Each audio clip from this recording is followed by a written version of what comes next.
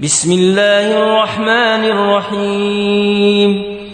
لا أقسم بهذا البلد وأنت حل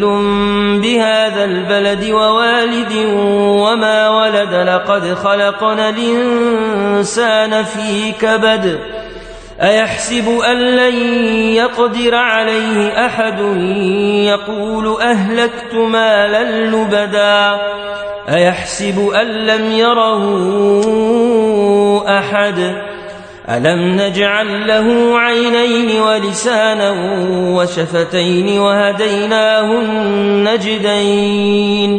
فلاقتحم العقبة وما أدراك ما العقبة فك رقبة أو إطعام في يوم ذي مسغبة يتيما ذا مقربة أو مسكينا ذا متربة ثم كان من الذين آمنوا وتواصوا بالصبر وتواصوا بالمرحمة أولئك أصحاب الميمنة والذين كفروا بآياتنا